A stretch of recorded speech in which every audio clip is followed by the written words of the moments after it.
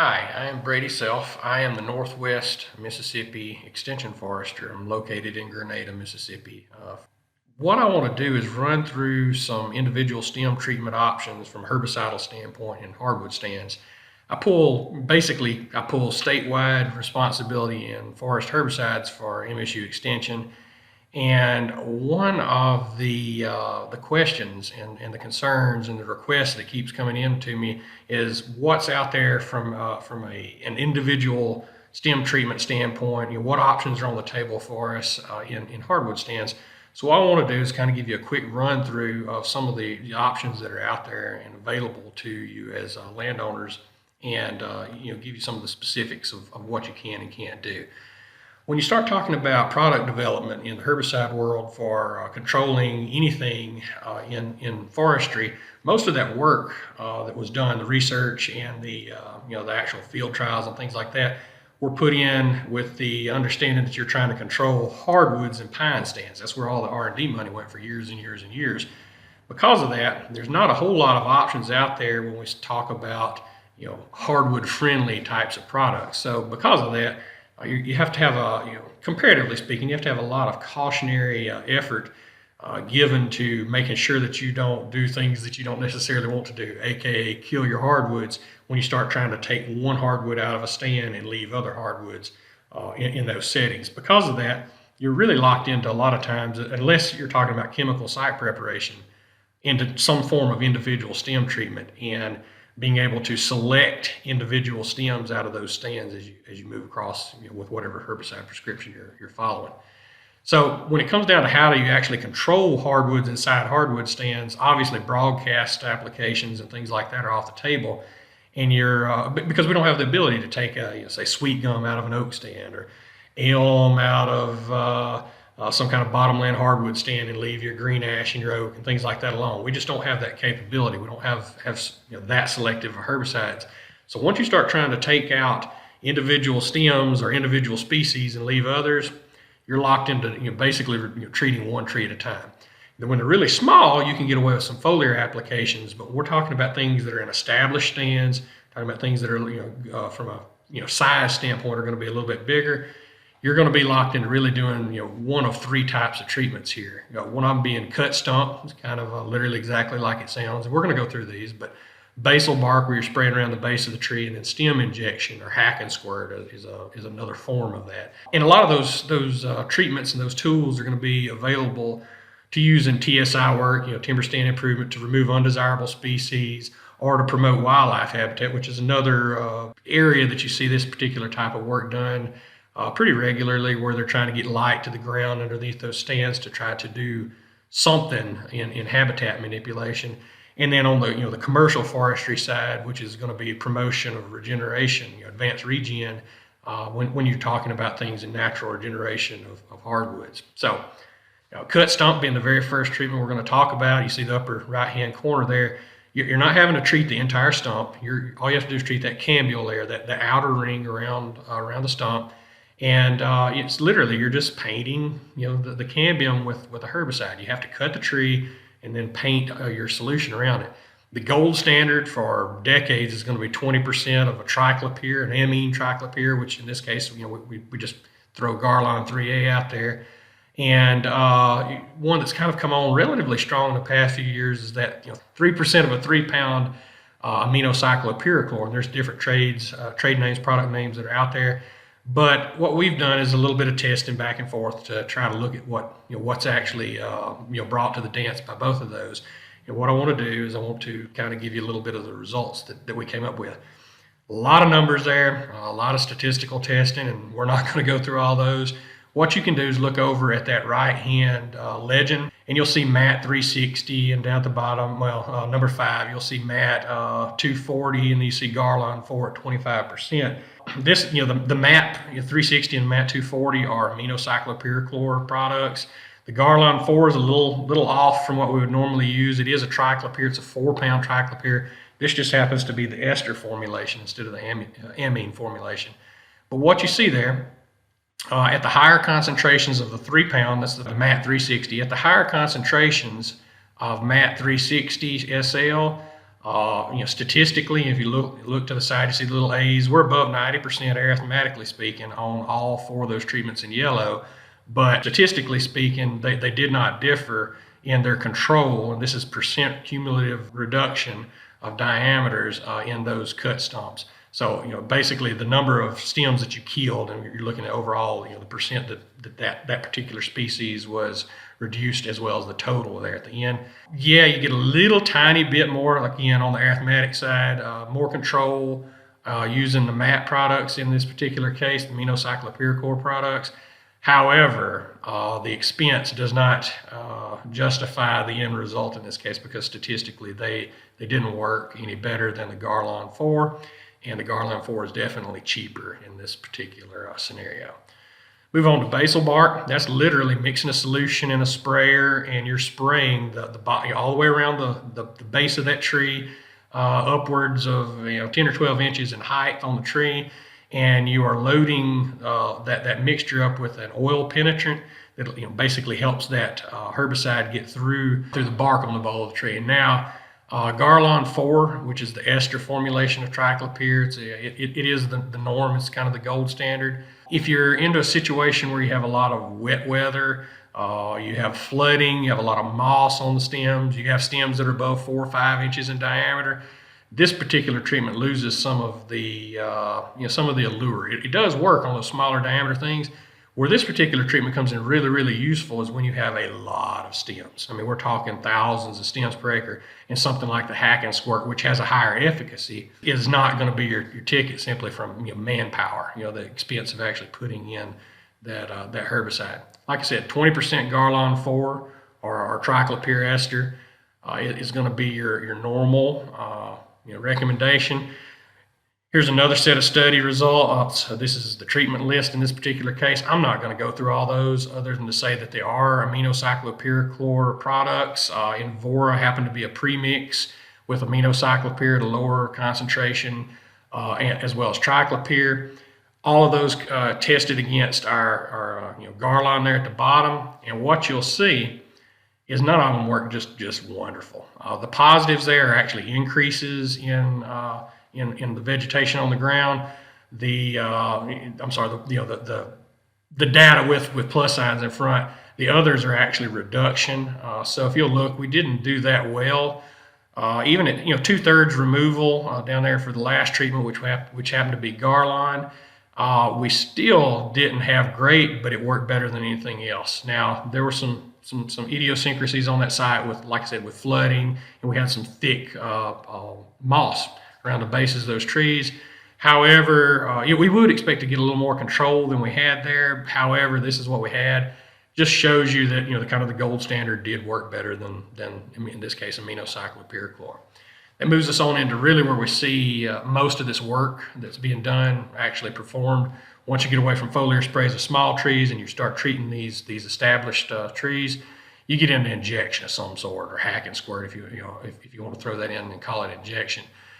Historically, frill treatments like the upper right-hand corner, that's what you saw, where they literally cut a frill all the way around the tree and painted herbicides in. That moved away from that in the 70s and 80s. Well, they moved into using some of the basal injectors down there at the bottom, like the Jim injector you see in that middle photo, where they would load those tools up with some of the older chemistry herbicides and basically inject that tree around the base. Moved out of that in probably the mid-90s with the advent of imazapyr, and you saw hypo hatchets like the tool on the bottom right-hand side there. I have not done the first two that I talked about. I have used a hypo hatchet. Basically, it's a little hatchet, and you hack it into the bole of a tree, and it has a plunger with a pre-measured dose of imazapyr that it shoots into the bark of the tree. It's about a milliliter of the mixture. Works, absolutely works. Great tool, but that's about a $500 tool you're looking at there, and it's got rubber hoses and little plastic cans. So you had problems with leakage and things like that, and you don't want to go down that road when you're talking about imazapyr. So Hack and Squirt is going to be, it developed along after that, and it's going to be really where you would like to see this type of work go if you have the possibility of using it.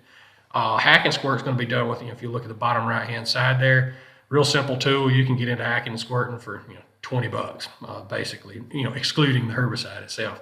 hatchet, a machete, a draw knife, something like that.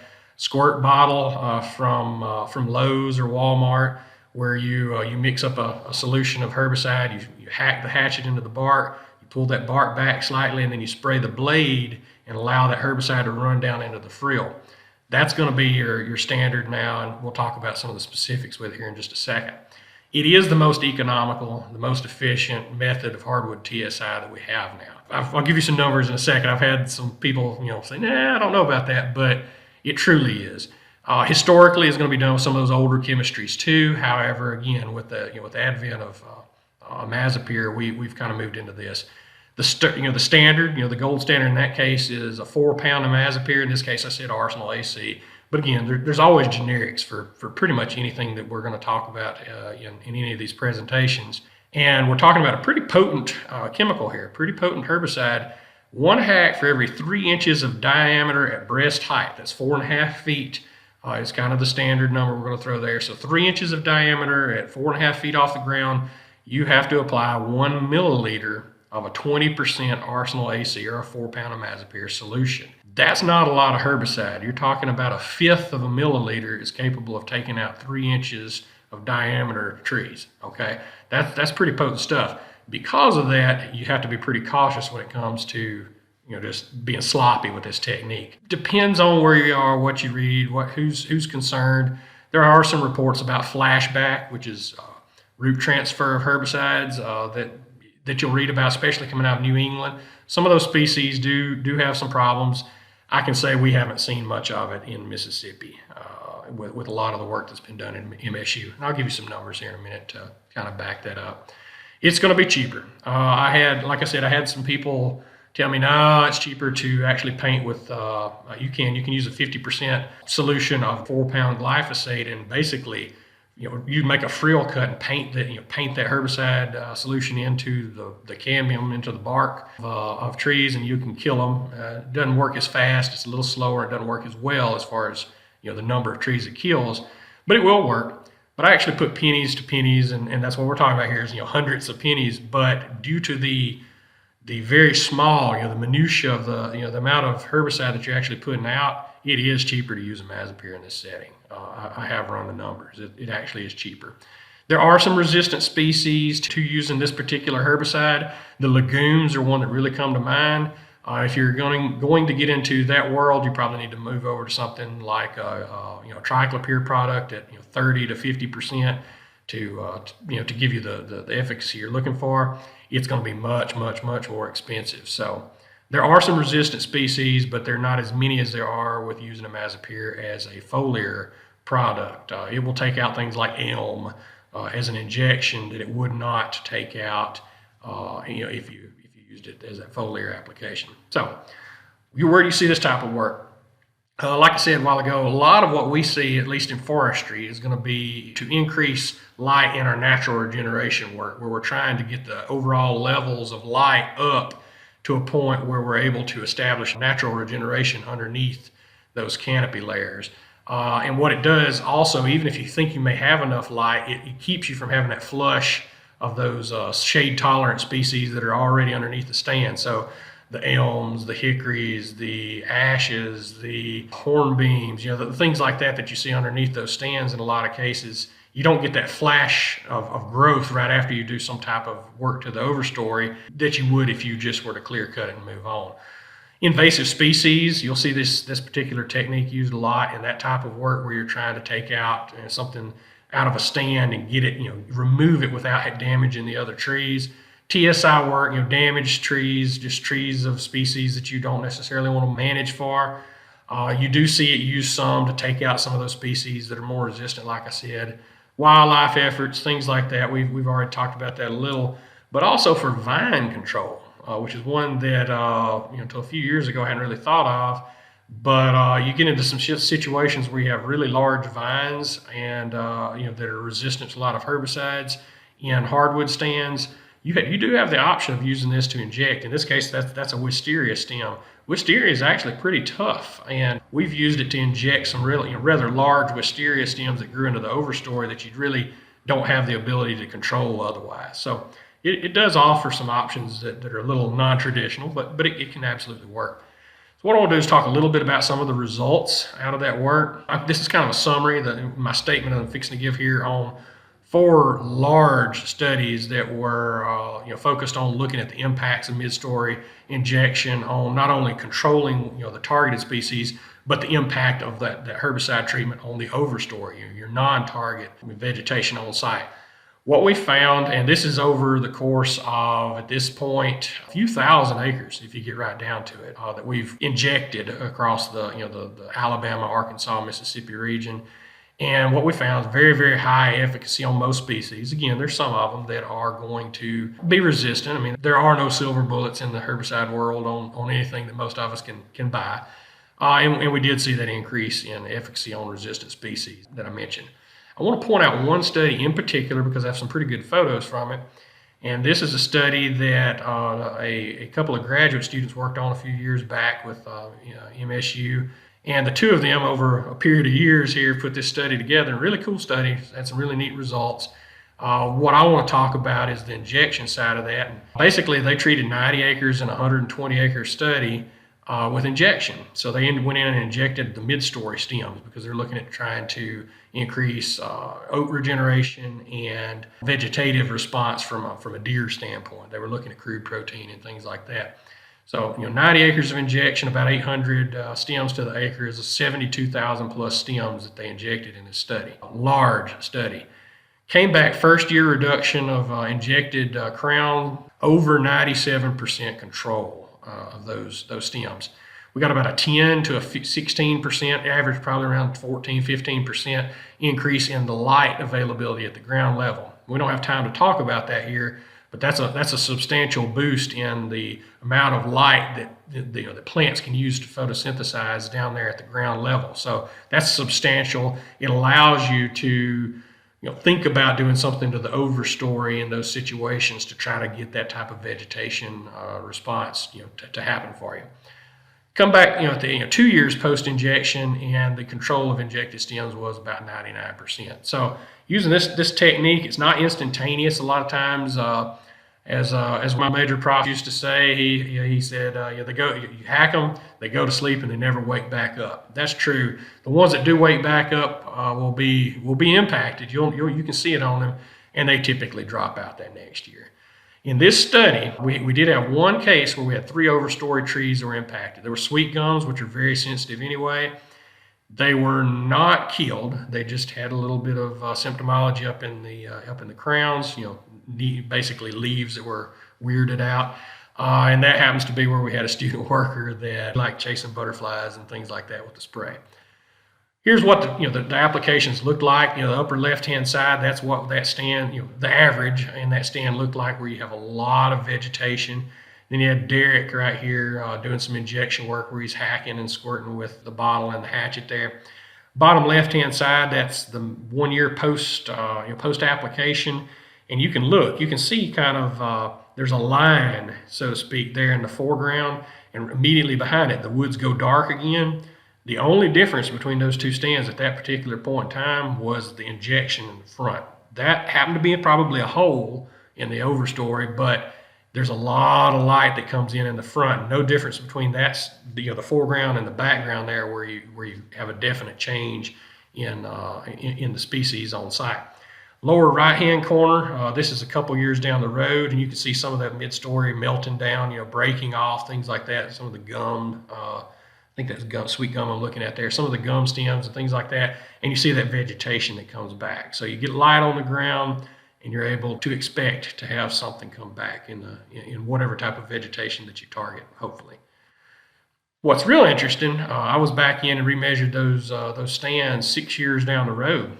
And even 6 years down the road, and I can say I was in there at year 8 and 9, and you still see a very substantial treatment difference between, if you look on the left there, that's a plot that was injected or hack and squirted, and then a non-treated plot on the right. Even several years down the road, you're still seeing the impacts of that particular type of treatment. So great treatment, does a lot for you in the natural regen world, does a lot for you in wildlife world, and it's one that you do have some different options, but I wanted to throw out a brief presentation, kind of laying that out and explaining to landowners what's available in that world. We do have a publication, mid-story injection publication that you can find on our MSU Extension website. You can just go in and basically search for that particular topic, and it will pop up. Or if you have any questions, you're free to use my contact info that was on the first slide in this presentation, and give me a shout, and we'll try to answer your questions and get back with you if I'm not there at that moment, and help you get something going. I appreciate your time.